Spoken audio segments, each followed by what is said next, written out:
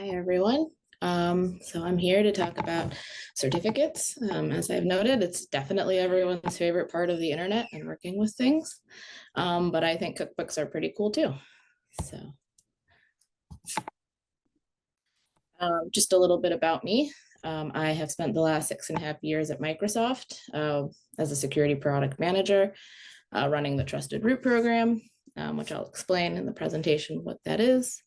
A small company, but my background before that, I was a college hire at Microsoft. I have a bachelor's of science in communications and computer science from Northwestern, an MBA from IU recently completed, and I'm almost done with a master's in strategic management also from IU. And my background generally was in human computer interaction and how do we work with that, work with computer systems, how do we communicate with computer systems, use computer systems to communicate. And it works very well with how we communicate with certificates. And so throughout my career thus far, I've been the vice chair on the CAB forum, which is the CA browser forum, one of the leading standards bodies for certificates. I'm also a member of the Common CA Database Steering Committee, which is how the industry uses compliance to get around what we do together. My other hobbies, just as an FYI, are hanging out with a baby that I have. She's 7 months. I like eating, cooking, eating, reading, and blogging about reading at the Goodly Bookshelf. You can find me on various social media there. But from a more professional place, if you're interested in certificates, cryptography, anything like that, connect with me on LinkedIn. It's just my name. It's got this picture. It's easy to find. So I'm happy to connect and share stories with anyone. So I hear you asking what a certificate is or what applied cryptography is. So what is it? When you go onto a website and it's supposed to be HTTPS. So what we do is make sure that that S is secure, and that's what it stands for. And that S stands for a certificate. It's a cryptographic artifact that authenticates the identity and authenticity of something. A website, a document, a piece of code. There's all sorts of examples of what that could be. In this presentation, we're focusing primarily on websites, but code is also something that code signing is something that we focus very heavily on with our program. And how do we do that securely? Document signing, email signing, things like that. Our program trusts about 80 partners known as certificate authorities. Essentially, how it works with publicly trusted certificates is you go to a certificate authority. They issue certificates that say, hey, we know who you are and we trust you. Through that chain of trust, because we trust the CA trusts you. Microsoft says, hey, we trust your website. Let people see what's going on. So just going through how certificates work. So when you do, like I said, you go to a certificate authority and you ask for a cert, it has all of the details that you need. Your company name, your domain name, if that's just what you need, various details like that, saying, hey, I need a certificate, here's who I am. What they do is they'll give you a key pair, and that has a public and a private key. And you share the public one and you use it for encryption, and you keep the private one secret and you use it for decryption. And so often when you have issues with secrets sharing, it's because your private key in one form or another has been stolen or has been leaked somewhere or something like that. So that can cause big issues. So keeping that one private and secret, but you use it to decrypt. So once you have a key pair, you also will get a certificate. And that's encrypted, and it has all of the details about the website or the piece of code. It has the public key that you were just provided. It has the date of issuance and the CA's digital signature.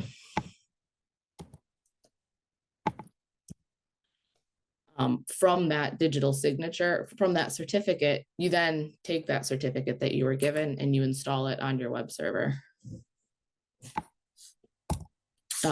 When someone comes to your website, the server should, it asks for a secret for the certificate, which then verifies the cert against comparing the digital signature against the CA's public key. So then once you have that and it requests the cert, there's a key exchange between the server and the browser to exchange a secret. And this is a test. With this test, the browser uses the server's public key to encrypt a shared secret, which is then sent to the server, and it's decrypted using the server's private key. And then once this is done, there is a secure data transfer, AKA the website and the details and everything. That's how you see it. And so this process is very quick. It's one of the things that browser creators really focus on doing very fast, so that you're able to, you log on to a website, and in those 3 seconds, if that, maybe 1 second, a couple milliseconds to load, all of this is happening in the background. And since we focus very much so on HTTPS everywhere, all websites should hopefully have certificates attached to them. But on a very high level, this is what's happening in the background. And then when you have like code signing and document signing, it's the first slide of process, where you create the artifact and the keys, and then it signs it. And then rather than having a website that's doing it back and forth, the pieces of code just have a certificate attached to them. So then when you open up a game or any application on your device, the operating system will verify that the certificate is valid for whatever details it needs, and then will allow you to run it, or it'll tell you, hey, something's wrong with this certificate. Same with the website. As we all know, when you are on a website and there's a certificate error, you get big updates that say, hey, there is something wrong with this, please don't go through, or depending on what the level is of what's going on, it'll either block you or it'll allow you to go through at your own risk. So what does the root program do as a part of this? The root program, we manage the root certificates for all of Windows, for all of the several billion devices that we have. Each browser / OS, Apple, has their own root program. So we pick CAs, certificate authorities, that meet the requirements that we've set for our program based on Windows security standards for certificate issuance. And we work with them to make sure that they are compliant for our program requirements. We also work very heavily in industry forums and focus groups to make sure that we're not only pushing standards forward, but we're really working together as an industry to come up with, here's what the best practices are based on what makes sense and what our customers are seeing and what CA's customers, who are ultimately our customers, are seeing. And so in order to be in the programs, annually CAs provide audits. And so what we do, in addition to creating the requirements, is we work with major auditing bodies to create the audit criteria based on industry standards. The auditors do almost all of that, but we work very closely with them through the groups and just directly on, here's what we want to see in terms of when they provide an audit letter, what information do we need to see publicly in order to be able to verify that this is a body that we trust and that we know that they're doing a good job issuing these certificates. We also work on creating new technology to help the other root programs and CAs manage infrastructure and do their program management work. So we have several tools, like I said in my about.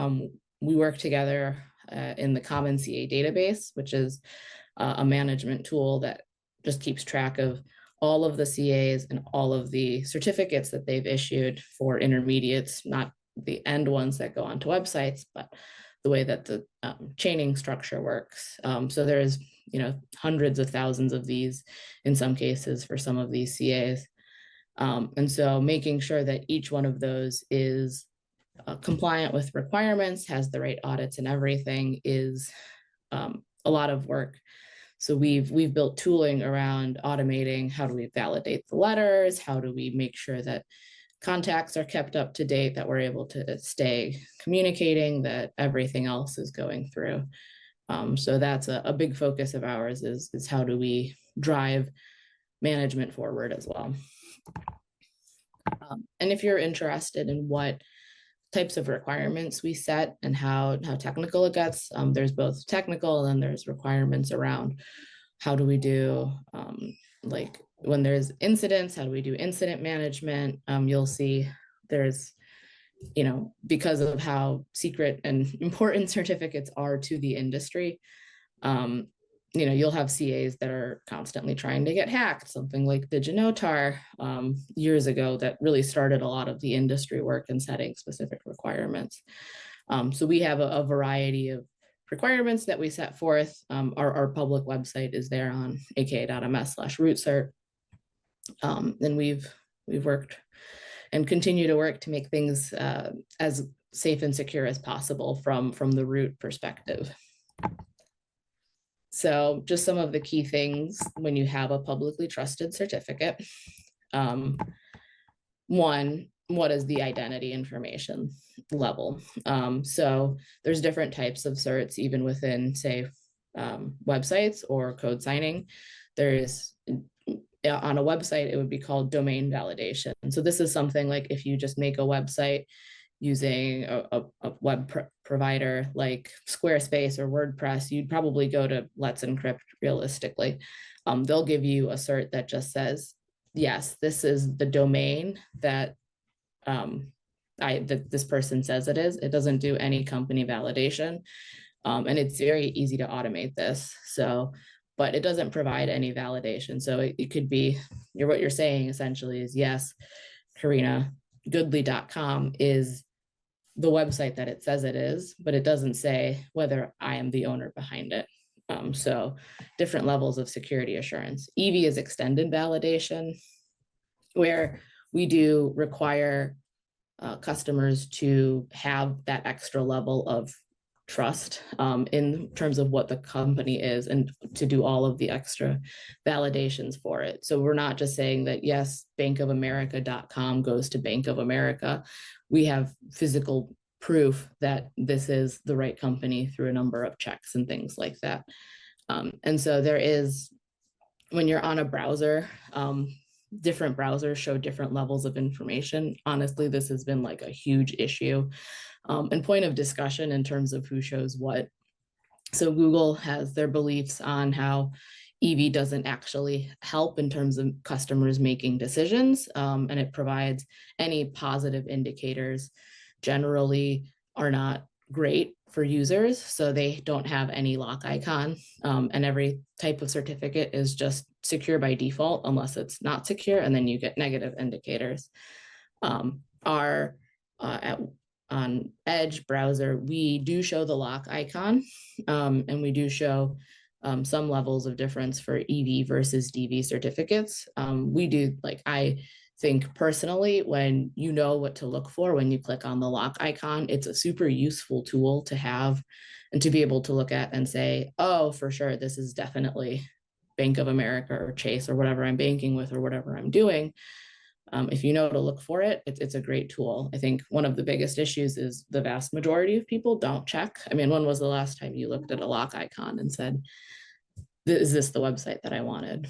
So, but there's a lot of discussion, and this is constantly ongoing with what are we showing and where are we going, and new regulations in the EU are going to change this even further with their e-identity laws and with what they have. So this will still be changing. It's very ongoing. It's very cool. Another thing to know or to check, especially if you have a broken certificate, what is the chaining information and is it accurate? So if you know a website that you're looking at and you want to look at the chain when you click on the lock icon or the information button in Chrome, it'll show you this is the website certificate. Here's the what we call the intermediate certificate, and then the root certificate. So you can see who it chains to, and if you know certain websites go certain places, then you know that it's the right website that you're trying to get to. But often if something's breaking, it's because the chaining just is a little bit off. You haven't chained to the right intermediate, and so there's an issue with the website. Another thing when you're looking at your certificates is, was the certificate issued with up-to-date security practices?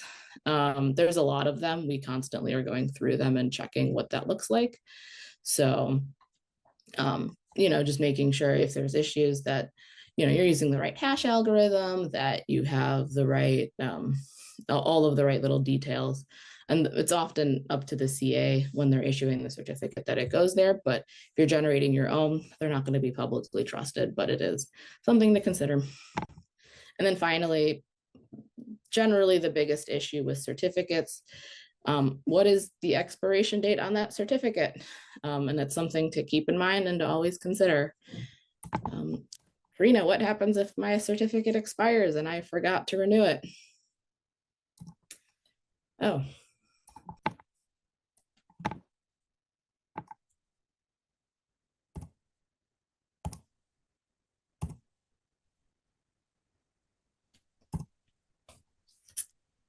Yeah, so most outages, I can't say for a fact that they're because of certificates, but most companies have certificate outages. And frequently, if you see a random outage from a company, there's a very good chance that they have an expired certificate that they forgot about, or they weren't able to replace for whatever reason.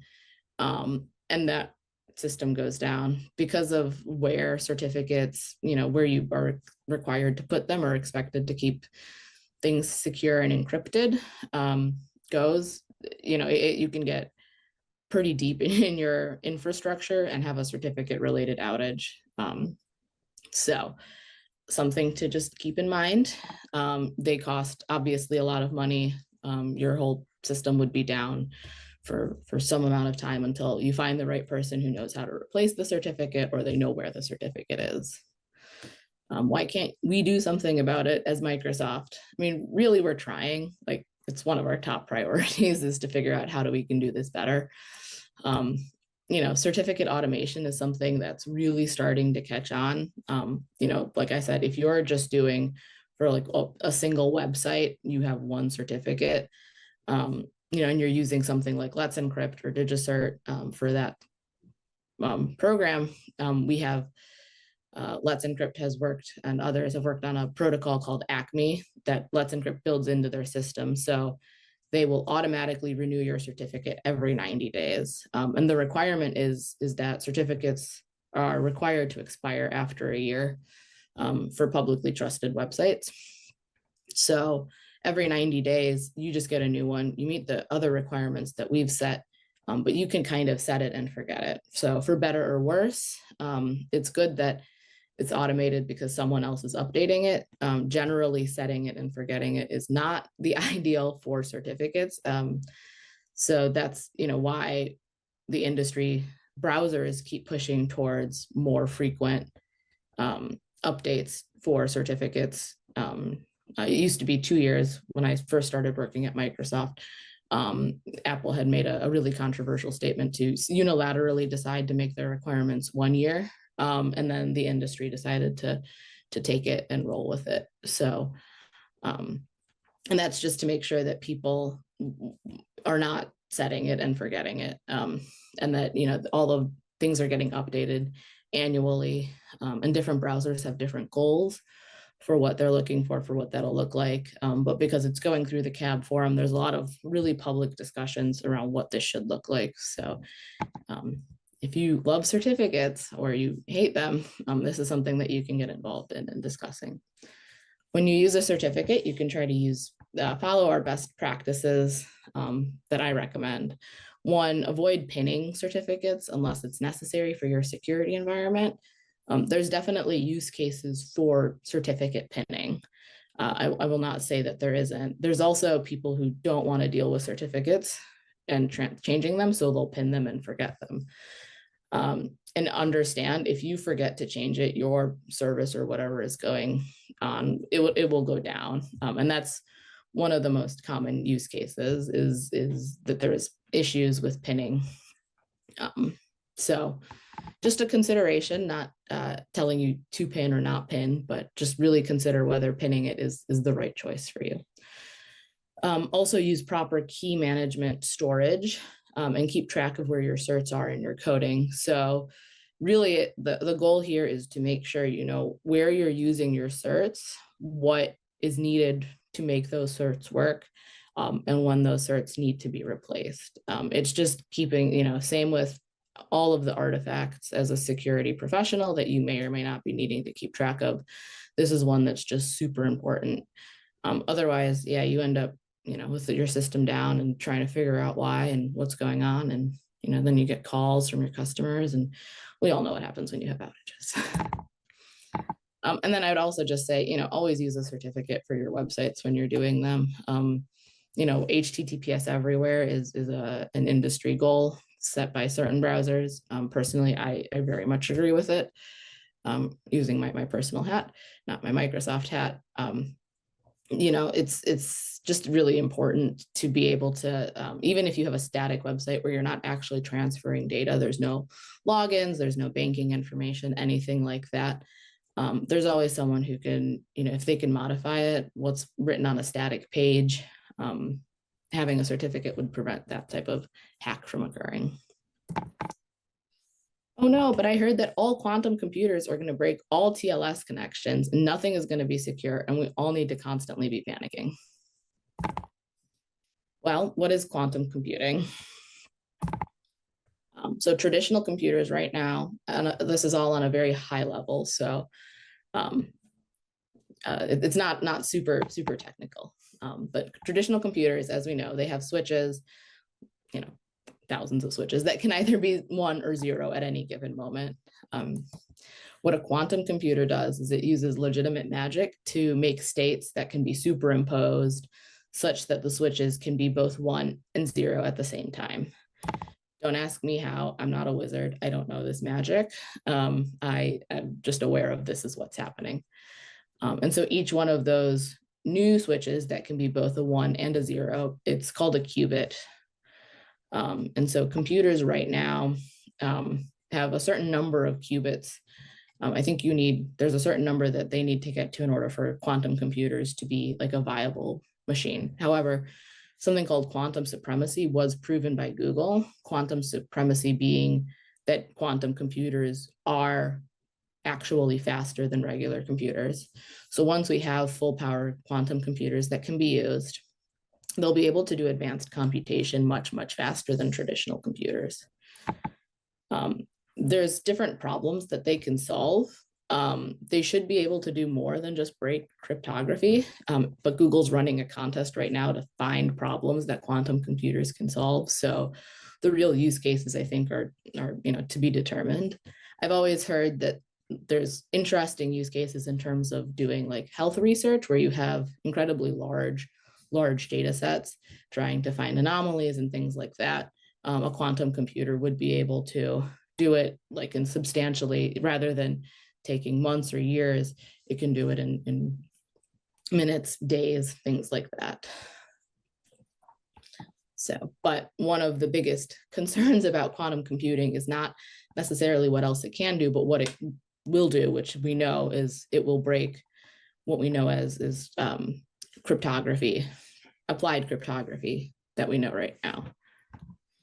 So what we've been working on at Microsoft and counterparts in very many companies around the world is post-quantum cryptography, PQC, and it is coming. One of the key things is, you know, we're working on this, so you don't have to worry. One of the things to know is NIST is almost done approving algorithms that should be secure against quantum computers. And I'm saying should be secure because that's part of what the testing is. And a lot of the, you know, assumptions are that it is secure until proven otherwise. But NIST, they have, I think there's 3 algorithms right now. Maybe it's down to 2 because I think 1, or maybe it was 4. There's a number of algorithms that they are assuming and are testing to see if there is any backdoors built into them, anything like that. But they're working on it. There's a couple going on. And cryptography experts and companies are working on a number of ways to boost current practices to be post-quantum crypto compliant. So some of the things that there are being considered pretty widely, how do you adopt these new algorithms? Because that'll change for all of the, billions, trillions of certificates that have been issued. All of them will need to go on to new algorithms. And there's other parts of cryptography that will also break. And how do you do quantum key exchange using new algorithms and things like that? The other thing is, how do you make bigger key sizes? So one of the things that, I've learned is that it's not just new algorithms are going to be cool, but one of the things that customers can do is just make the key sizes bigger, doubled. And that might make things slower. It does work in terms of being post-quantum resilient. So, but how do you make it bigger such that things still work the way that you expect them to work? And how does everything work there? So, and then, one of the things that a lot of people are really considering is, how do you do these hybrid algorithms that use traditional like RSA, ECC encryption, along with the new algorithms, so that you have both and you don't have to do much. So hopefully changes. The goal that I have heard and that we've been working with is that they're easy, quick, and transparent for all end users. So you'll know that they're being transferred, but really it should be straightforward and as easy as possible. It'll be kind of like how all certificate management is super easy to deal with right now, right? Yeah. But we're really trying to make it easier. But while cryptography is a lot of fun, I think cookbooks are even more fun in a lot of ways. It's a small passion of mine to have cookbooks and to love them. And I bet you've never thought about cookbooks beyond, wow, that's a really cool book with recipes. But in my opinion, and this is not peer reviewed, it's just my thoughts and some of the discussions that I've had with people, is they're some of the most interesting cultural artifacts that we have from history. Women's history can be very scarce. And older cookbooks, especially ones 70 to 100 years ago, they just have pages and pages on how to live in society, how to cook recipes, how you're expected to act, because they were often passed down, from generations. They were written down in different ways. And so you have, like, from what I've seen, like between home economics cookbooks and from the later times, but especially in earlier cookbooks, how do you set tables? How much should you feed children? What are the expectations around hosting people? What are the newest technologies that you can use? So it's really interesting to see. One of the things that I especially love for all history, not just women's history, but when you have cookbooks, modern and non-modern, you have comments on recipes often in cookbooks. A lot of cookbooks, especially older ones, they're compiled for charity fundraisers. You've probably seen them. They're those little thin books that are like hand bound. If you read them and you really look at them and you consider them, they give hints on how people see the world around them. So you'll have, this is a recipe that I've passed down, from my family who came through Ellis Island, or things like that, where there's just various little comments on where people are getting their ideas from and how people are communicating with each other. And I think it's super fascinating. When you read cookbooks, and I honestly read cookbooks like regular books. I'll just sit down and thumb through it and then decide on recipes that I want to cook later, but just read it like a regular book. And I've met many other people who do that too. So when I say reading cookbooks, this is what I mean. But when you look at cookbooks, you can see changes in society. You can see technical advancements. You can see changes in like food science, and you can see how culture has been exchanged through time. And it's super interesting, like food science advancements. You have different recipes that were required years ago because this is all of the sudden, we've been using butter as our only source of fat for baking for quite some time, butter or lard. And here, now we have margarine, much cheaper, made from different types of oils. And like, what does that mean for that? Or like, certain technologies that you would see in modern day cookbooks, like go to your Vitamix and press, for 10 seconds, the max speed button. You'll see that it's, that wasn't something before. So there would be new technology and how things sort of change, or like where it recommends, using dishwashers as a novel technology. Or one of my favorite older cookbooks has, here's how you use an ice box because fridges don't exist yet. So it's just really interesting to see how things change and how people view things. And one of my favorite points is if you look at an old cookbook recipe, very frequently it's very minimal. So you'll have the ingredients and you'll have the general list of things to sort of steps to do, but it doesn't go in depth. And that's because a lot of women were cooking and they were expected to know how to cook. Or in even older recipes where a lot of people had, help to do the cooking, they would just do it. So you'd have a recipe that says, here's how you make a pie, make the crust, whatever, here's some cool ingredients to put into this. So things that just didn't really exist. They didn't need to know how to have like step-by-step, how do you do the crust? How do you do this? Because they just knew. One of the other, pieces of history that really is shared is, there's so many restaurant cookbooks and chef cookbooks that were very famous for their time. And those restaurants don't exist anymore. Those chefs don't cook anymore, but they've shared their recipes. And so if you're interested in, what were people in Seattle eating in the 1960s, you can find these cookbooks and really discover, what the people who really loved eating at restaurants and foodies, for lack of a better term, what were they eating? And so I think that's super cool. And then modern cookbooks, I think there's like so many diverse authors and you get such rich details in comparison of how different people live and eat. And like one of my favorite examples, is like you can compare Priya Krishna's Indian-ish cookbook to like Madhur Jaffrey's. She's got very many books on classical Indian cooking. Indian-ish is Priya Krishna's experience as an Indian American. And so these recipes are inspired by the types of stuff that she grew up eating, which is not necessarily this very traditional Indian food. It's a mix. Same with like, there's a Korean American cookbook, which has a mixture of both. Sort of, what does that look like, being a first generation immigrant living in this country versus someone who, here's recipes that have been passed down for generations. Just really interesting to see all of the different thoughts. And so, just some more thoughts that you've never thought about cookbooks, most likely. There's a whole community of people who love collecting cookbooks. We have so many cookbooks. And I love seeing where people find something really rare that they were looking for, or people who find out different tips or tricks, and then they'll share it online. Cookbooks, a lot of people say they're dead, especially a lot of online recipe blogs. Because you can just go online and say, I want chicken tikka to bake tonight. How can I make it?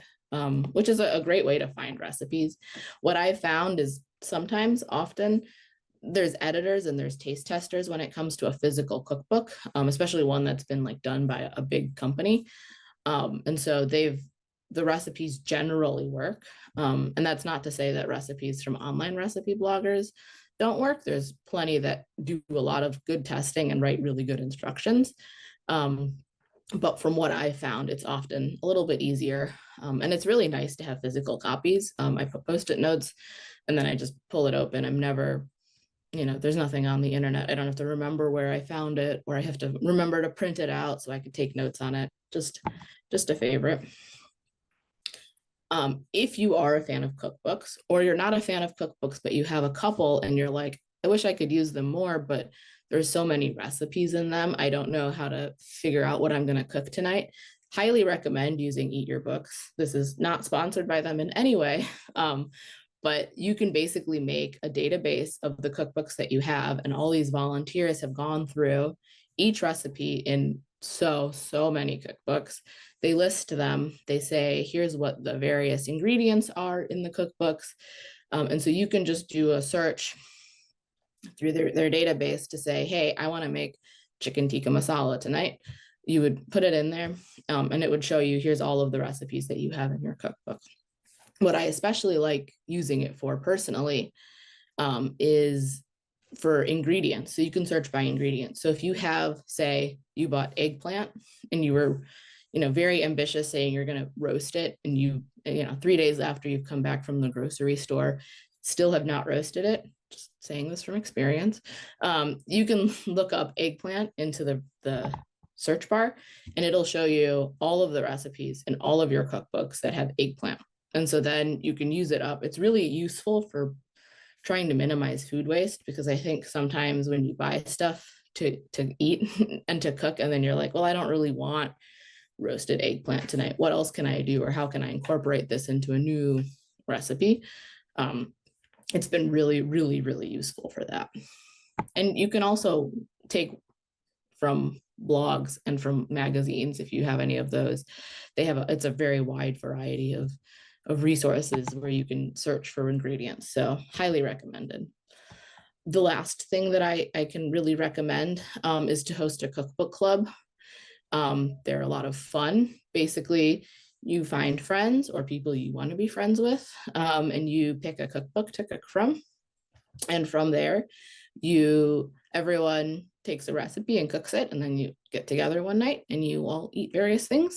I would just recommend maybe having people decide what they're going to cook before they show up, and announce it, so you don't end up with 6 pies and no actual food to eat. Although my husband would say 6 pies is better than actual food. So to each your own, but just one thing, they're really blowing up in popularity. There's one really close to me here in the North Shore of Chicago.